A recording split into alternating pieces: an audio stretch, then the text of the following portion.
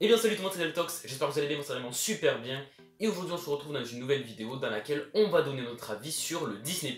Donner son avis personnel c'est bien, mais le donner à plusieurs c'est encore mieux, c'est pour ça que je suis avec Esteban. Salut Esteban.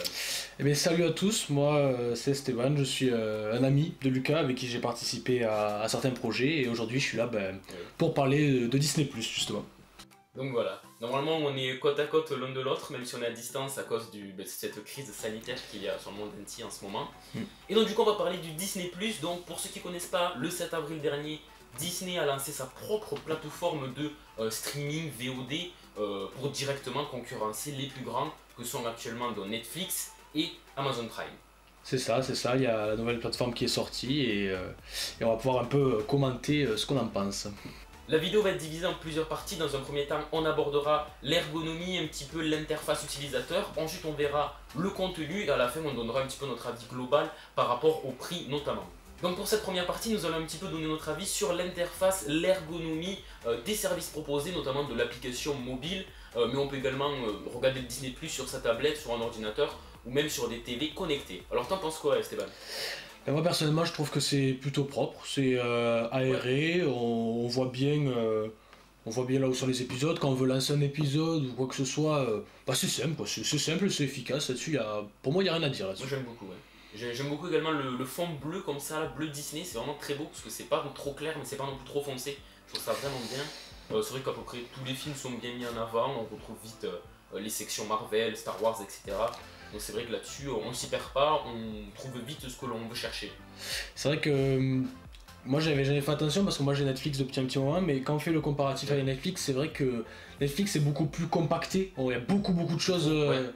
Moi j'avais jamais fait attention parce que j'ai l'habitude, mais c'est vrai que quand tu as ton écran et que tu défiles, il y a énormément de choses d'un coup, quoi. Disney+, c'est plus aéré, je pense. C'est vrai, ça donne plus envie de regarder des choses. Ouais. Petit défaut tout de même, pour moi j'en ai eu deux. Je regrette un petit peu qu'il perde beaucoup plus de réglages poussés, de type on puisse mettre une qualité vidéo genre 480p, 720p, etc. Ça pour l'instant c'est pas possible, ça se fait automatiquement. Également deuxième reproche, on peut pas trouver les films si on met le nom d'origine. Genre par exemple je prends l'exemple de Maman j'ai raté l'avion, faut taper Maman j'ai raté l'avion pour le trouver et si on le met son titre original, donc en anglais, c'est Home Alone. Et là on le trouve pas. C'est un petit reproche. Bon moi ça me dérange pas parce que je connais principalement les films en version française. Oui, c'est sûr. Et pour les gens qui les connaissent en version originale ça peut être un petit défaut. C'est sûr. Et puis après il y a, je sais pas s'ils ont réussi à adapter ça par rapport à Netflix qui avait un gros défaut, qui a un plus gros défaut de Netflix pardon, qui est que pour moi Netflix quand tu lances une vidéo, plutôt que de te faire patienter avec un chargement un peu plus long et de démarrer le film ou ton documentaire ou ton dessin animé quoi que ce soit dans une bonne qualité, ils vont le démarrer vite pour que tu puisses avoir vite accès à ton contenu audiovisuel, mais tu auras une mauvaise qualité et la bonne qualité arrivera plus tard plutôt que de te faire charger. Et moi je trouve ça très désagréable de démarrer un film dans de mauvaises conditions. C'est clairement, moi c'est quelque chose qui m'horripile comme on dit.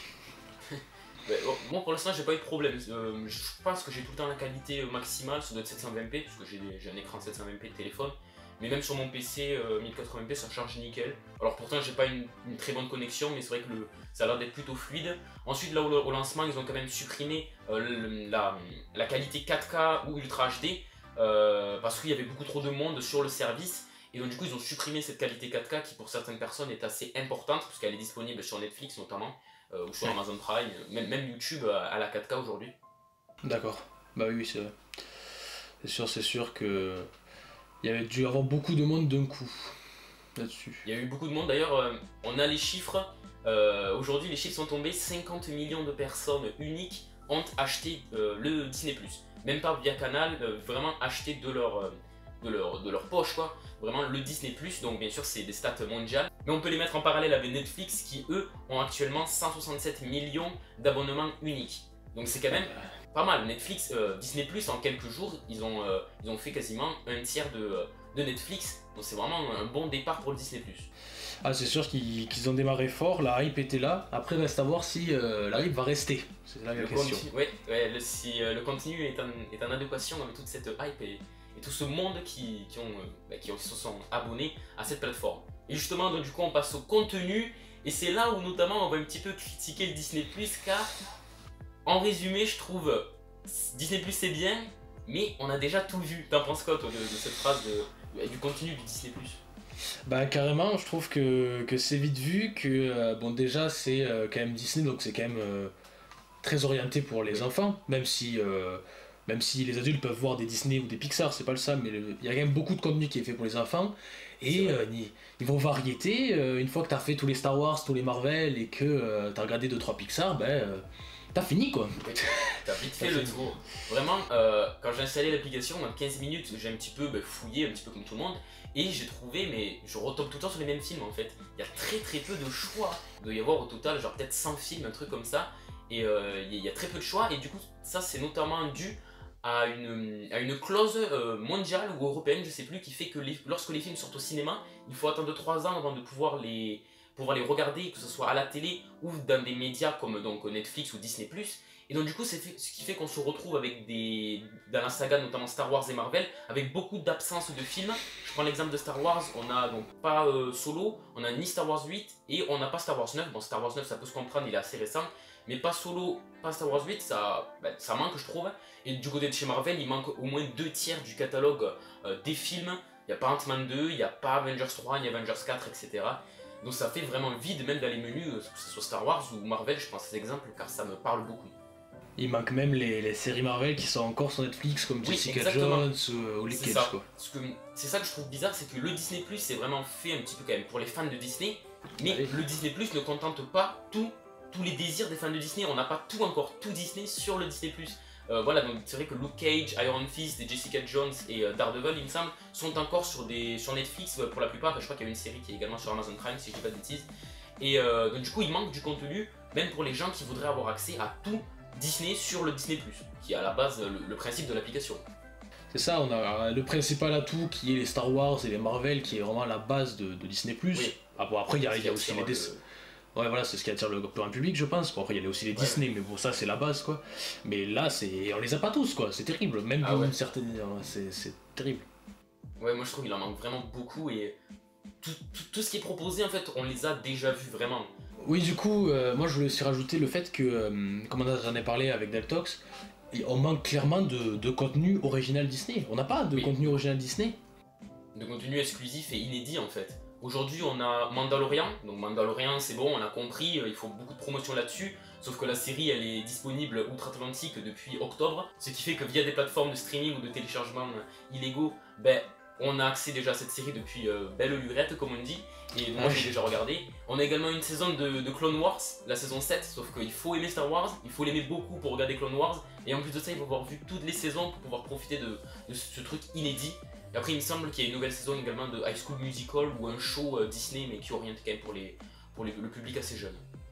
Ouais, c'est ça, c'est que quand on fait le comparatif avec Netflix, bah Netflix, déjà on y va parce qu'on a une variété qui est énorme, on peut voir autant des films Oui, d'action que des films d'amour, que des dessins animés, n'importe quoi, parce qu'on a une grande variété, mais aussi parce qu'il y a des séries qu'on veut absolument voir, quoi, des originales Netflix qui sont inévitables et que tout le monde regarde et que toi en tant que spectateur t'as envie aussi de voir parce que t'as envie de partager avec tes amis, tes connaissances et tout, que t'as vu cette oui, série. oui. Comme Sex Education, comme La Casa de Papel, comme Stranger Things qui a eu un énorme succès. Et c'est des séries qui, rien qu'avec la série elle-même, font la pub de Netflix en fait. Ils n'ont pas C'est besoin de ça. plus que ça. Ils montent la série, ils disent voilà, vous l'avez sur cette plateforme là, vous avez qu'à acheter, vous sortez ton porte-monnaie et tu l'as. Oui, c'est ça. Pour l'instant, le Disney Plus, ils adoptent la stratégie inverse. Netflix, ils ont fait du bon contenu et se sont fait connaître grâce à ça. Et Disney Plus, eux, ils apportent leur image de Disney, mais ils fournissent pas le contenu qui est pour l'instant inédit. Enfin, ils fournissent rien d'inédit, rien d'exclusif, et c'est ça qui est vraiment dommage. Et c'est ça qui peut notamment leur jouer des tours dans l'avenir, hein, car si d'ici Ouais. 2-3 mois, on a fait le tour du catalogue, en plus on le sait en ce moment, tout est un petit peu stoppé, donc il risque de pas y avoir grand chose de plus durant les 2-3 mois qui vont suivre cette épidémie. Et donc du coup on va se retrouver avec des gens qui vont s'ennuyer, qui vont très certainement se désabonner ou ne pas continuer leur abonnement. C'est sûr, est-ce qu'il aurait pas fallu être plus patient du côté Oui, de chez clairement. Disney Plus, Moi je pense avoir, ouais. avoir 2-3 séries dans la poche pour en même temps de lancer, à partir du lancement de la plateforme, pouvoir en même temps dire ah ben regardez, si vous achetez Disney Plus, vous pouvez voir ça quoi. Oui, c'est ça, ils ont dit, donc il y a notamment dans des séries Star Wars et des séries Marvel qui ont été teasées, qu'ils ont dit oui, elles vont arriver sur le Disney+, mais déjà on ne sait pas quand, et surtout comme je l'ai dit, voilà, en ce moment on est totalement bloqué, l'industrie du cinéma est bloquée, et donc du coup ça fait qu'on va se retrouver avec des nouvelles séries seulement, je pense, début 2021. Et ça fait un long moment à tenir pour le Disney+. Ouais, donc clairement, déjà un manque de variété dans le contenu, parce que Oui, comme on entend toujours pareil, toujours les mêmes genres, j'ai voilà, l'impression. pour un couple avec un enfant de jeune âge, c'est parfait, parce qu'on a tous les Disney, on a quelques Star Wars et quelques Marvel pour les adultes, ou même pour les enfants, mais après pour du contenu pour nous, pour notre âge, où on veut voir plein de choses, et faire un truc et tout, ben on n'est pas bon, quoi, parce que on retrouve rien, on a vite fait le tour, et puis il y a un bon tiers des trucs qui sont pas adaptés à notre âge, quoi. Oui, c'est vrai. On a un genre, c'est le genre Disney, c'est family, enfin, c'est tout public. Et du coup, on n'a aucun film, pas des films indépendants, je parle pas de ça parce qu'on est sur Disney. Et je parle de, pourquoi pas, des films d'horreur, des films fantastiques, des films un peu plus qui sortent un petit peu de l'ordinaire. Mais sauf que Disney, depuis maintenant plus d'une décennie, il nous catalogue toujours dans le même genre, toujours dans le même genre. Et je pense qu'aujourd'hui, ça peut leur faire défaut, notamment via le Disney+. Ah, ils se sont enfermés un peu dans un style et du coup maintenant, à la différence de Netflix, qui lui peut autant faire une série comme Sex Education qui parle d'adolescents qui se découvrent et tout, autant peut faire une série avec de l'action et un braquage comme La Casa de Papel. Ils savent tout faire quoi. Ils peuvent satisfaire beaucoup plus de monde que Disney, qui s'est enfermé dans une case un peu. Oui, oui, c'est vrai. Et surtout sur Disney+, il n'y a aucune violence. Enfin, vraiment, Ouais. c'est du tout public, il y a rien de gore, il n'y a rien de... Il y a rien qui peut arriver à voilà, des Game of Thrones, des choses comme ça qui sont quand même assez sanglants. C'est vrai que là-dessus, on oublie totalement ça sur le Disney+. Ouais, ça c'est assez problématique. Reste à voir si ils vont être assez rapides, même à cause de cette crise sanitaire, est-ce qu'ils vont être assez rapides pour tenir leurs spectateurs et que euh, j'ai l'impression que la hype qu'il y a eu quand le Disney Plus a été annoncé qu'il allait sortir Oui. est plus grosse que la hype maintenant, quoi. Que maintenant que c'est sorti. Ah oui, clairement, beaucoup moins de gens en parlent et l'avis qui revient vraiment généralement là, c'est en gros, on en a déjà tout vu, on retombe toujours sur la même chose et puis bon, il n'y a pas grand chose à se mettre sous la dent, quoi. C'est ça, on n'a pas de nouveau.